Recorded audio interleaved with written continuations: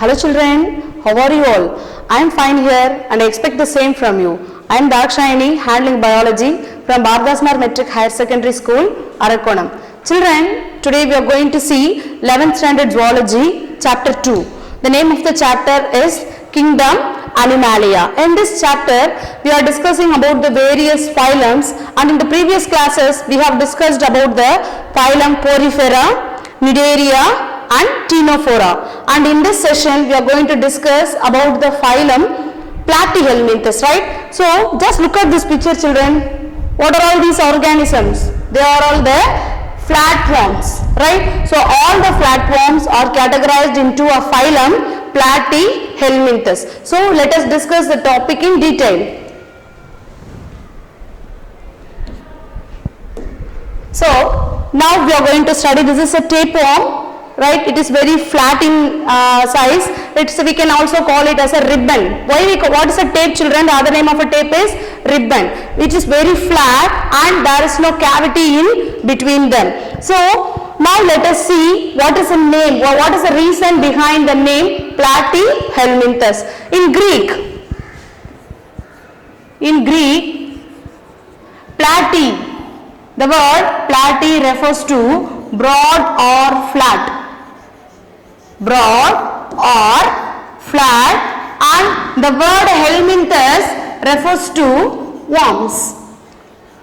Word helminthes refers to worms. So all the flatworms which is broad or flat in shape comes under the phylum Platyhelminthes. And next we are going to study about the grade of organization, right? So we studied in Porifera cellular grade of organization, but here in the Platyhelminthes it exhibits tissue level grade of organization, tissue level and organ level system of organization. All the tissues together form a organs. So organ level of organization.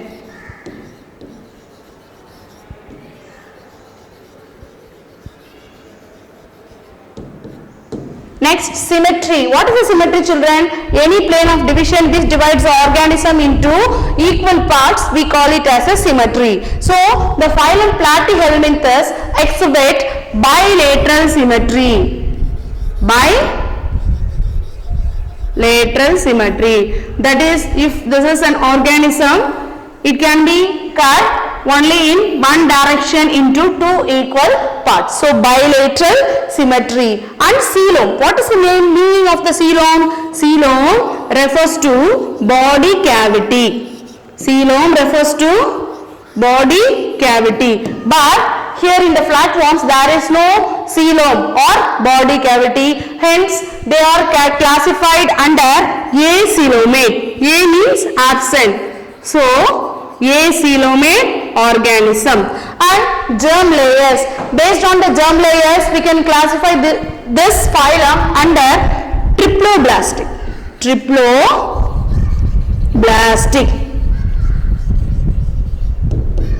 Tri means what? 3. Blastic refers to the germ layers. So it possesses 3 germ layers. What are the 3 germ layers, children? Outer ectoderm, middle mesoderm, and inner endoderm. So what are the characters we discussed? It exhibits organ level of organization, bilateral symmetry, based on the coelom it is acoelomate, and triploblastic organisms.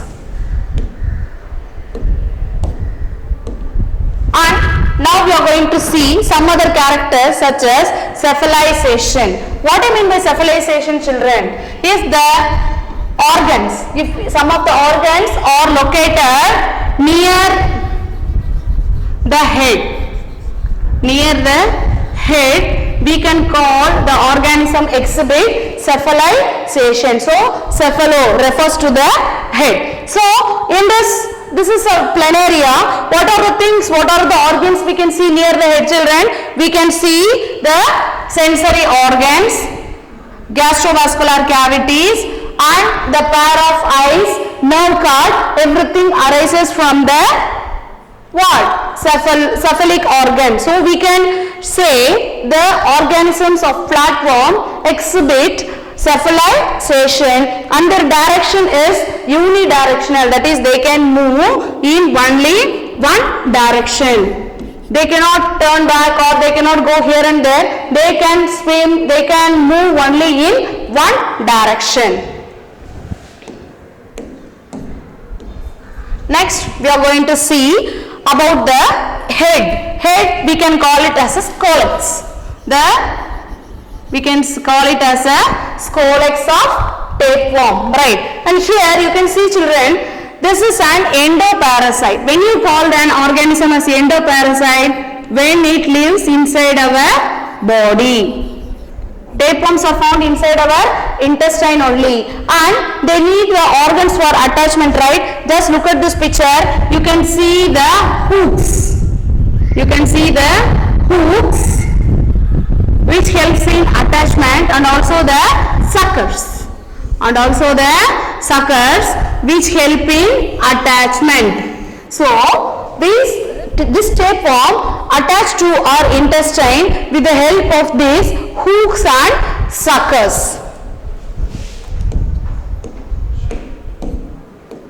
Next we are going to see about how it get attached to the suckers, but how the food is absorbed. The food, it lives in our intestine.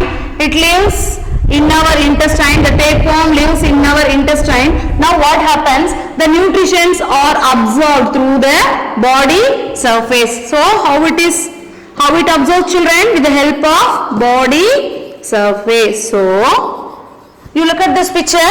See the body surface of the tapeworm. It is like this, right? It is made up of many segments like this, proglottids. So with the help of these structures, they absorb the nutrients from the intestine. And next we are going to study about the digestive system. You see children, the digestive system, it is incomplete. Digestive system is incomplete. In some organisms it is complete, but here it is incomplete. And they feed on algae and some of the food particles which is inside our intestine. And here you can see it has a mouth here and pharynx, and there is no separate opening called as a anus. A complete digestive system opens from the mouth and ends in the anus. So such modification is absent in this planaria. So we can say this organism exhibit incomplete digestive system. And the next one we are going to see about the nervous excretory system. How do they excrete children? They excrete with the specialized organs called flame cells. Just underline in your book, it's an important question. The excretory organs for the phylum Platyhelminthes is a flame cells. Right, this is the structure of the flame cells. Right, this is the structure of the flame cell by which the water is expelled out, and this flame cells helps in osmoregulation. Osmoregulation. What do you mean by osmo? Osmo refers to water. Regulation refers to balance. So water level in the body of the planaria is maintained by the flame cells. So what is the excretory organ children? Flame cells. Next we are going to study about the reproductive system. The reproductive system, you can see both the sex organs, that is the testes and the ovaries. Both the female and the male sex organs are present in the same organism. So we can say it as a monoecious. And here the fertilization is internal. When we say the fertilization is internal children, when it takes place inside the body, the testes release the sperms and the ovaries produce the eggs, and the fertilization takes place inside the body of the planaria. So we can say these flatworms are monoecious. and fertilization is internal. And now we are going to study about the larval stages. Here the development is indirect, right? Indirect means it undergoes some of the larval stages. So what are all the larvas? Miracidia. Underline in your book, children. Miracidium. Next one is a sporocyst. Next one, Redia larva and Cercaria larva. So various 4 different types of larval stages are there. What's the first one? Miracidium, sporocyst, Redia and Cercaria. These are all the 4 larval stages, and here you can see the polyembryony is exhibited. Polyembryony, that is, for example, it's a fluke which has 2 hosts. One host is a snail, right, and another one is a sheep. One mammal is second host of this planaria. Here what happens in the mollusk, that is in the snail, it produces more embryos. Hence this condition we call it as polyembryony. Poly means many, embryony means embryos, right? And later what happens, the larva remains in the form of Cercaria larva. It remains in the sand particles of the small plants, and when the sheep or a goat, when it grows on it, this larva enters into the body of the sheep and starts fertilizing and fuse to form the zygote. So it has a 2 hosts. One is a mollusk, that is a snail, and another host is a sheep or a goat.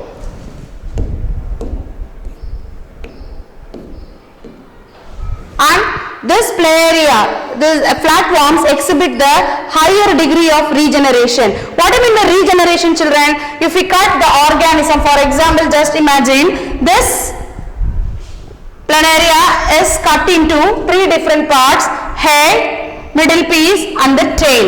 You can see the head part regenerates the remaining, and the tail part regenerates the head portion, and the middle portion develops develops head and tail and becomes the entire organism. So this planarians exhibit a regeneration. What is regeneration? The power of forming the lost body parts, we call it as regeneration. And now we are going to see some of the examples. First one is Taenia solium. Taenia solium is a tapeworm. What's the common name of Taenia solium? Tapeworm. Next, Fasciola hepatica, liver fluke, right? Liver fluke, and Cystoma, blood fluke. So this is the image of Fasciola hepatica, that is liver fluke. So they may ask 2 more questions, children. Give the examples of the phylum Platyhelminthes. You have to write Taenia solium, Fasciola hepatica and Cystosoma. So children, in this session the phylum Platyhelminthes is over. So write down the characters of Platyhelminthes in your notebook. Practice at least, you have to draw, while it is asked for a 5-mark question, you have to draw at least one example in that. So practice the diagrams. So with this we have attached the study material, assessment and question bank for this lesson. Go through it and make sure how far you understood the topic. Thank you children. Have a nice day.